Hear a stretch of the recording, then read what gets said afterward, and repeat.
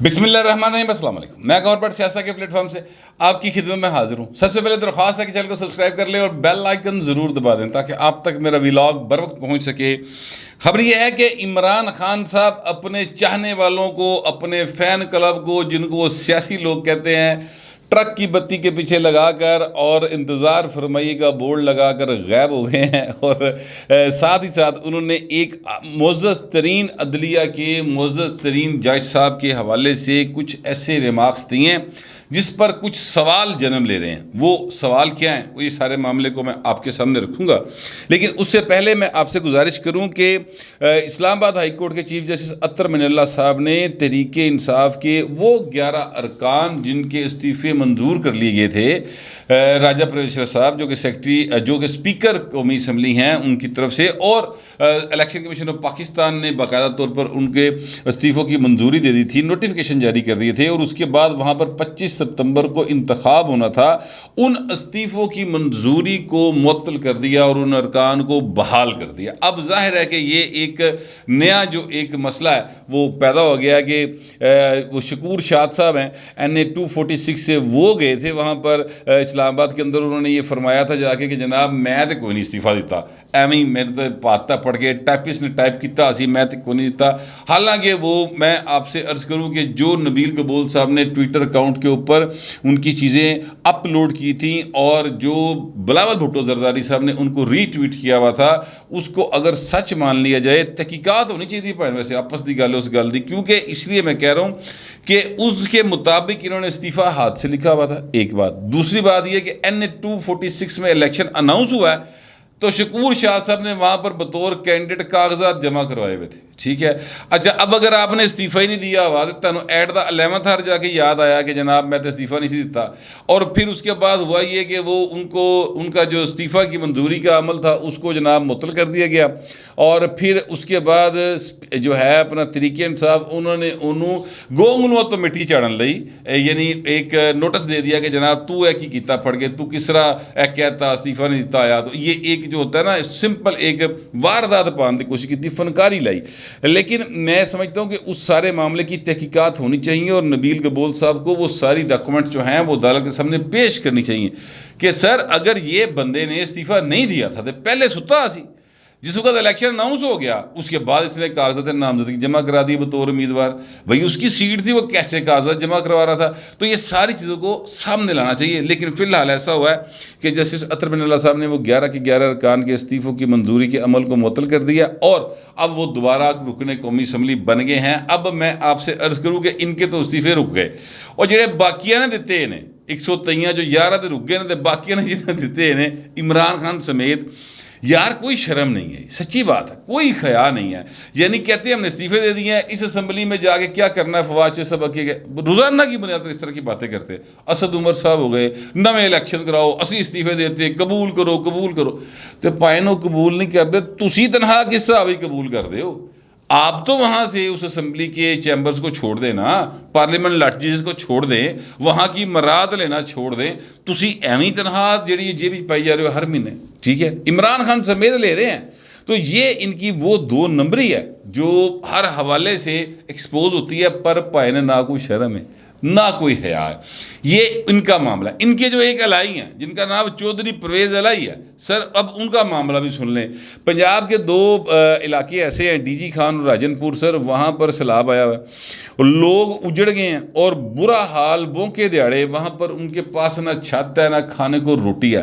عثمان بزدار نام کا ایک کریکٹر ہوتا تھا جس کو وسیم اکرم پلس کہہ کے عمران خان لائے تھے، او بھائی صاحب عمران خان بھی نظر نہیں آ رہا، وہ جلسے بھی نظر نہیں آ رہا، تو اس پاسے بھی نظر نہیں آ جہاں پہ اس کا سیلاب آیا، اور وہاں پر لوگ جو اس کے علاقے میں بے یار و مددگار بیٹھے ہیں۔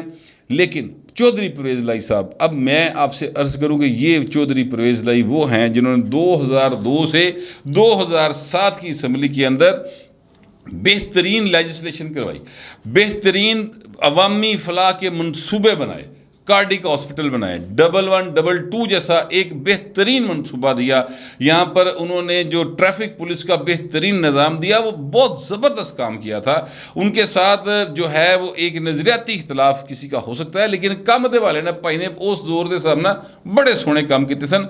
मुझे समझ नहीं आई कि वो भाई साहब ने 4.5 करोड़ रुपया ईवान वज़ीर-ए-आला के किचन पर कैसे खर्च कर दिया। अब्बास नकवी साहब हैं, समा टीवी के रिपोर्टर हैं, कल उन्होंने ये खबर दी थी और उस खबर के मुताबिक ये है कि वो जनाब गोश्त जो लाया जाएगा उसका जनाब ठेका दे दिया गया है और 1 करोड़ और 23 लाख रुपए का ठेका दिया गया है।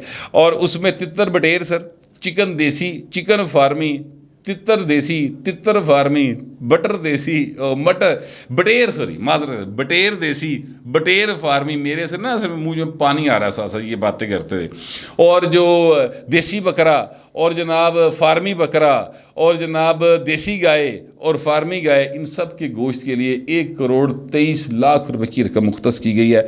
यार कैसे कर लेते हो यार ये सारा कुछ, सच्ची बात है, मुझे तो समझ नहीं आ रही। आप वज़ीर-ए-आला पंजाब हैं हजूर, और आपके वो जो है मातहत हैं वो इलाके आपकी जनाब अमलदारी में आते हैं, और सर तुसी तो चक्कर भी नहीं लाया चाहिए साहब, की कर रहे हो? कौन लोग हैं जो आपके इर्द गिर्द हैं जो आप दा ध्यान उस पासे नहीं जान दे रहे?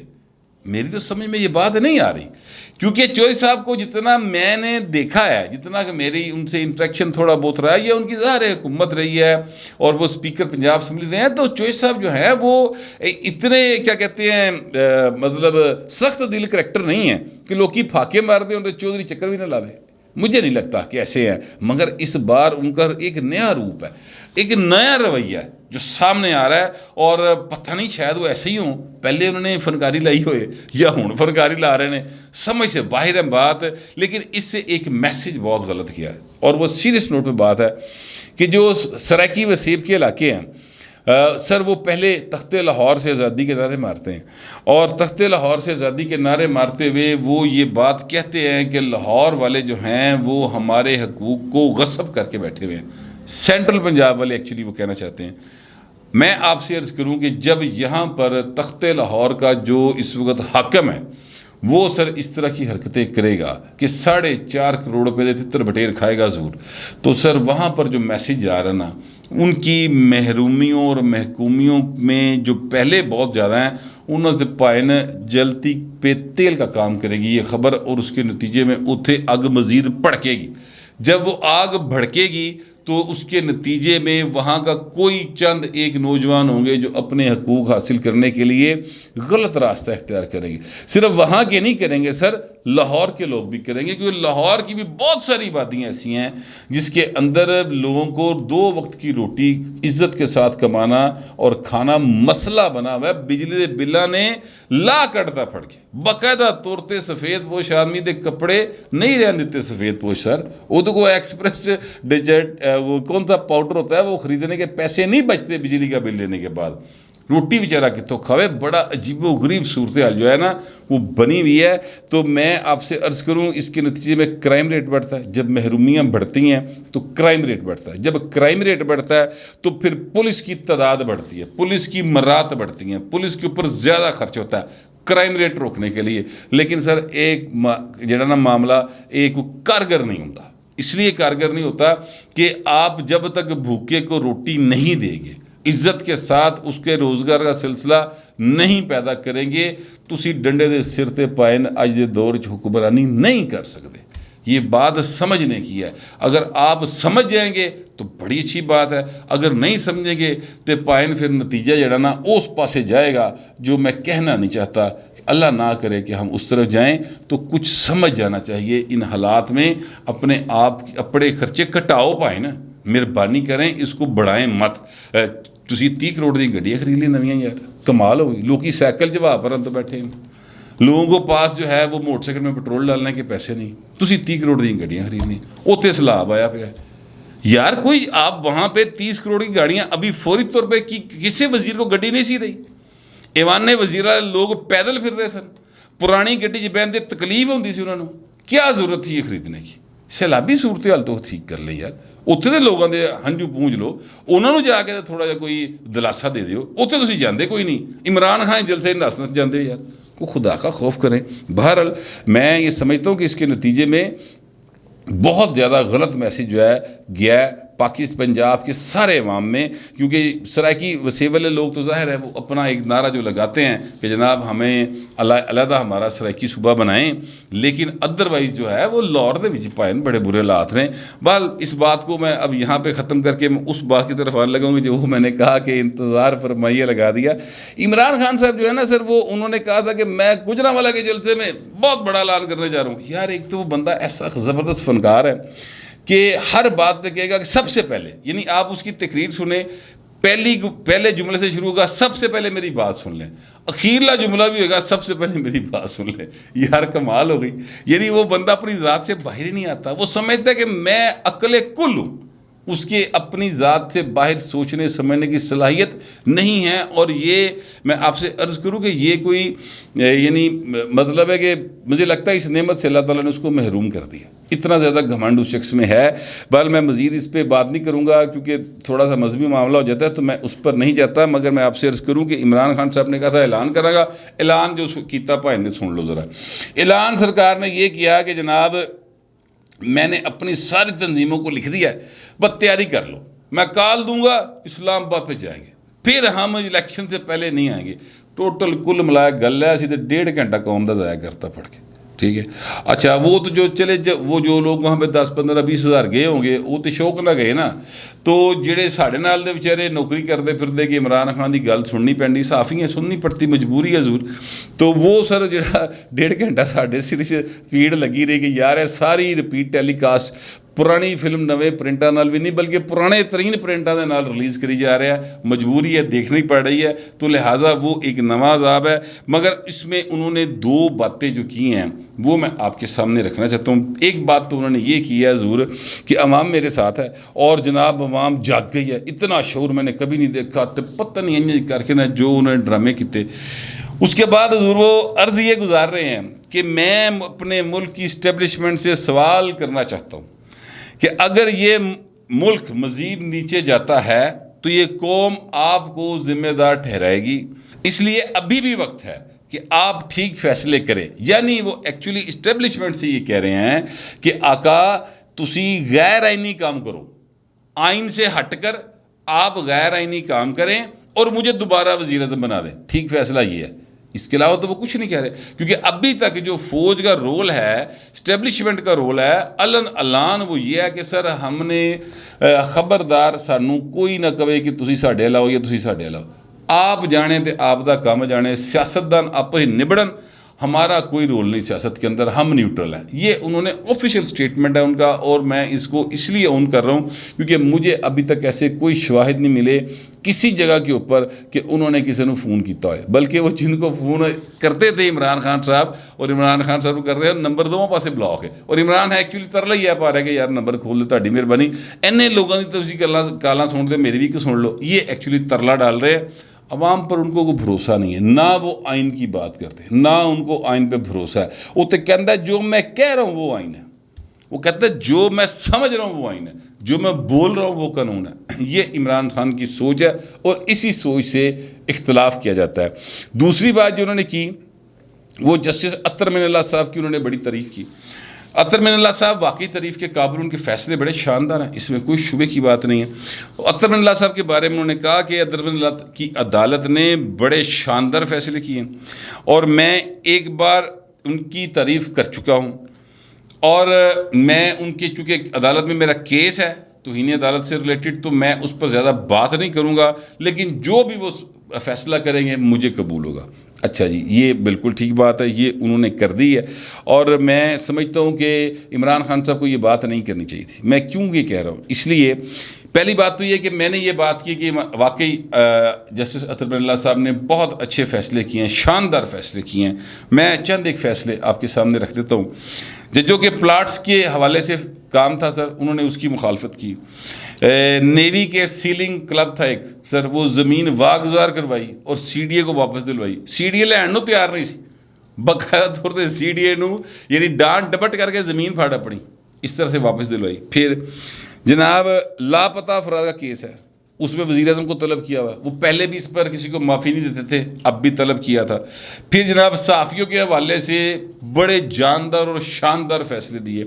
پیکا آرڈیننس ایک آیا تھا، یہ جناب فواد چودھری صاحب فیک نیوز کھیڑ دی، میں آپ ہی فیک نیوز ہوئی والا سین تھا ان کا، اور انہوں نے وہ لے کے آئے تھے، اور جو اطہر بن اللہ صاحب کی عدالت تھی انہوں نے اس کو آئین سے کالعدم قرار دے کے ختم کر دیا تھا۔ ایسے فیصلے سر، یہ چھوٹی باتیں نہیں ہیں جو میں کہہ رہا ہوں، یہ صرف کہنے کی بات نہیں ہے، یہ صرف گھر چ گل نہیں کی تھی، یہ باقاعدہ فیصلے دیے ہیں قانون اور آئین کے مطابق۔ تو یہ شاندار فیصلے، لیکن یہ بات میں کہہ سکتا ہوں کیونکہ میرا کوئی کیس اطہر بن اللہ صاحب کی عدالت میں زیر سماعت نہیں ہے، نہ پہلے تھا، نہ اب ہے، نہ انشاءاللہ آئندہ کبھی ہوگا، ٹھیک ہے۔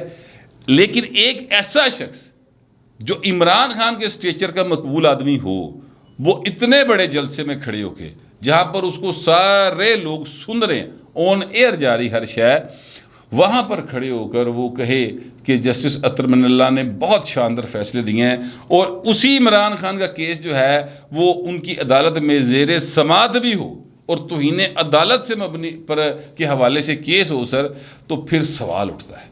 سوال یہ اٹھتا ہے، مثال کے طور پہ اطہر بن اللہ صاحب کو بڑی ایک، میں سمجھتا ہوں کہ انہوں نے اس طریقے سے بڑی ایک مشکل پوزیشن جو ہے نا ان کے لیے پیدا کر دی ہے۔